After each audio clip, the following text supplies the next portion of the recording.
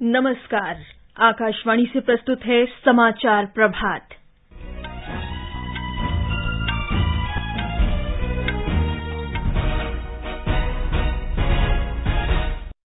देश भर में कोविड की आपातकालीन तैयारियों की जांच के लिए आज सभी अस्पतालों में राष्ट्रव्यापी मॉक ड्रिल की जाएगी। सार्वजनिक स्थानों पर मास्क पहनने को अनिवार्य बनाने वाला कर्नाटक पहला राज्य। यूक्रेन के राष्ट्रपति ने प्रधानमंत्री नरेंद्र मोदी को मानवीय सहायता के लिए धन्यवाद दिया और G20 अध्यक्षता के लिए भारत को शुभकामनाएं दी। दिल्ली उच्च न्यायालय ने कहा, दिल्ली सरकार की सभी सेवाएं केंद्र सरकार के नियंत्रण में होंगी। अग्निपथ योजना में जम्मू कश्मीर से चयनित अग्निवीरों का पहला बैच भारतीय सेना में शामिल। बृहस्पतिवार तक पूरे उत्तर भारत में शीतलहर का प्रकोप जारी रहेगा और भोपाल में चल रही महिला मुक्केबाजी राष्ट्रीय चैंपियनशिप में लवलीना बोरगोहाइन और निकहत जरीन ने स्वर्ण पदक जीता।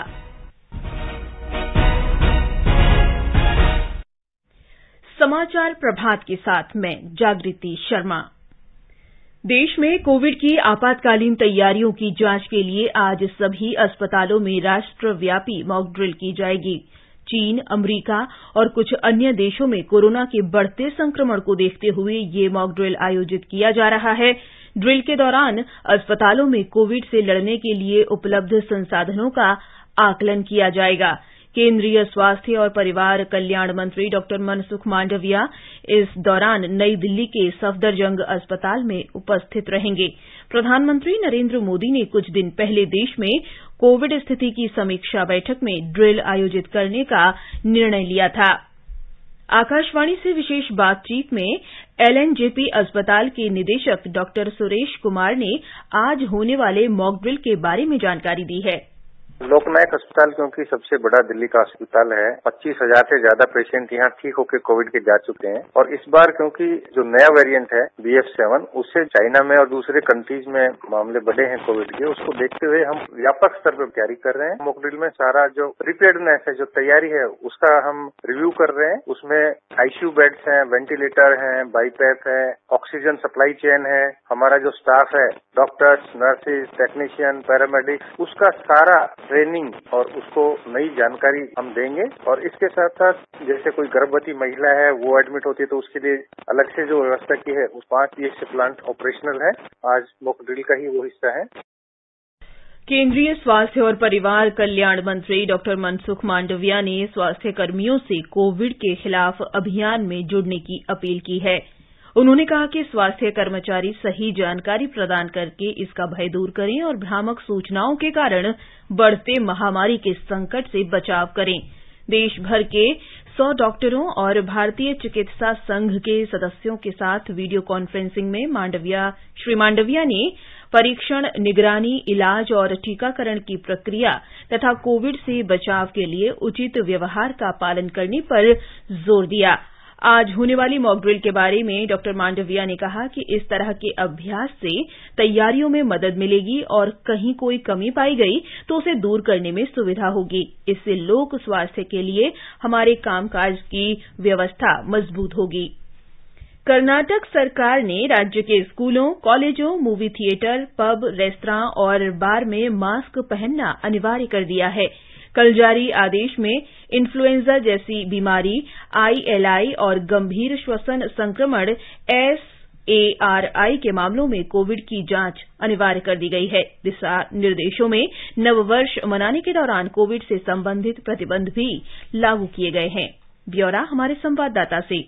कर्नाटका में कल 23 नए कोविड केसेस पाए गए, जिससे राज्य में कुल कोविड केसेस 1229 हैं। मगर विदेश में कोविड के बढ़ते लक्षण को देखते हुए एयरपोर्ट पर भी निगरानी बढ़ा दी गई है। राज्य में कोविड टेस्ट की संख्या 2000 से 5000 तक बढ़ा दी गई है। लोगों को बूस्टर डोज लेने और मास्क पहनने की सलाह दी गई है। अस्पताल में कोविड से जुड़े सुविधाओं पर ध्यान दिया जा रहा है। स्वास्थ्य मंत्री डॉक्टर के सुधाकर जी ने आश्वस्त किया है कि घबराने की कोई बात नहीं है। सुधींद्र, आकाशवाणी समाचार, बेंगलुरु।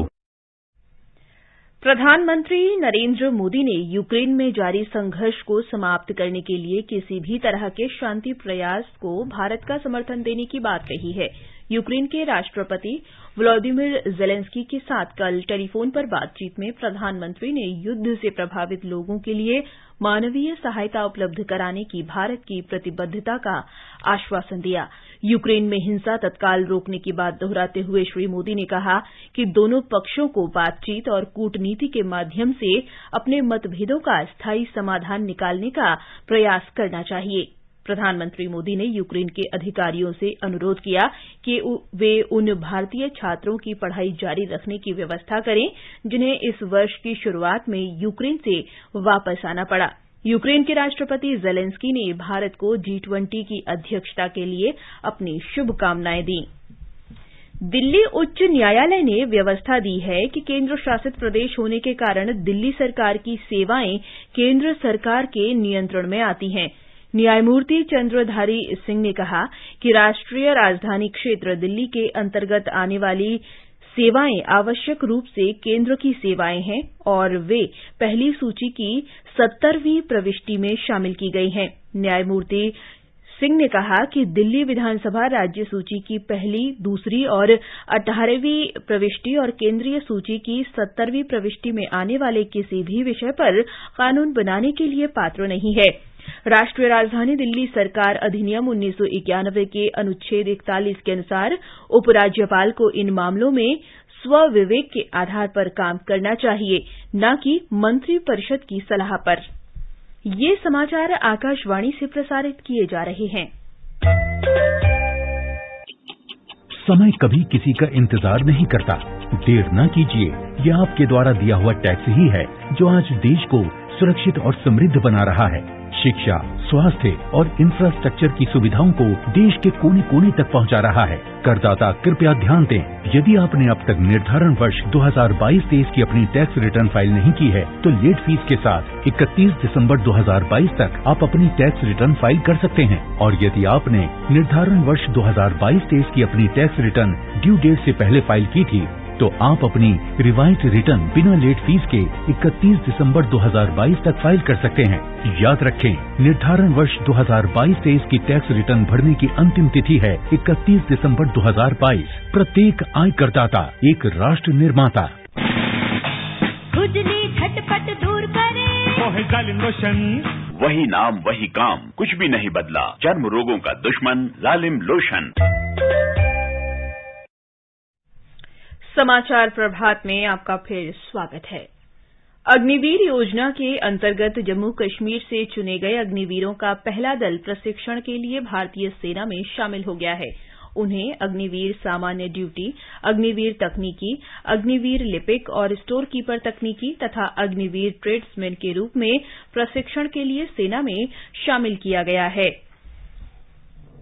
उनका प्रशिक्षण 1 जनवरी से शुरू होगा। अग्निवीर योजना के लिए उम्मीदवारों का चयन और उन्हें प्रशिक्षण के लिए भेजने की प्रक्रिया स्थानीय प्रशासन के आपसी तालमेल और सम्मिलित प्रयासों से पूरी हुई। वे अगले 6 महीने में अग्निवीर की अपनी नई भूमिका निभाने के लिए तैयार हो जाएंगे। उत्तर भारत में 29 दिसंबर तक शीतलहर जारी रहेगी। आकाशवाणी से बातचीत में मौसम विभाग के महानिदेशक डॉ मृत्युंजय महापात्रा ने बताया कि अगले 2 दिनों तक पंजाब, हरियाणा, उत्तर प्रदेश, दिल्ली और देश के अन्य क्षेत्रों में घना कोहरा छाये रहने की संभावना है।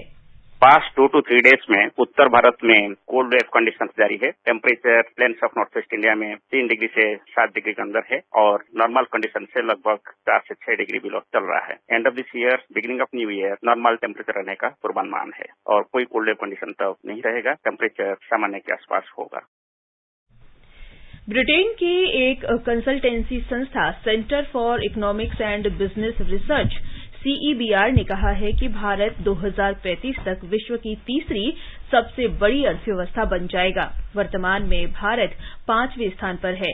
CEBR ने कहा है कि वर्ष 2037 तक विश्व का सकल घरेलू उत्पाद दोगुना हो जाएगा क्योंकि विकासशील अर्थव्यवस्थाएं विकसित देशों के पास पहुंच जाएंगी। मदर डेयरी ने दिल्ली NCR में दूध के दाम में 2 रुपये प्रति लीटर की वृद्धि करने की घोषणा की है। नई दरें आज से लागू हो गई हैं। मदर डेयरी ने गाय के दूध और टोकन दूध की कीमतें नहीं बढ़ाई हैं। केंद्रीय खेल और युवा कार्य मंत्री अनुराग सिंह ठाकुर ने कल भोपाल में मध्य प्रदेश शिखर खेल अलंकरण समारोह 2020 के लिए खेल हस्तियों को सम्मानित किया। इस अवसर पर श्री ठाकुर और मध्य प्रदेश के मुख्यमंत्री शिवराज सिंह चौहान ने खेलो इंडिया युवा खेल 2022 के लोगो का भी अनावरण किया।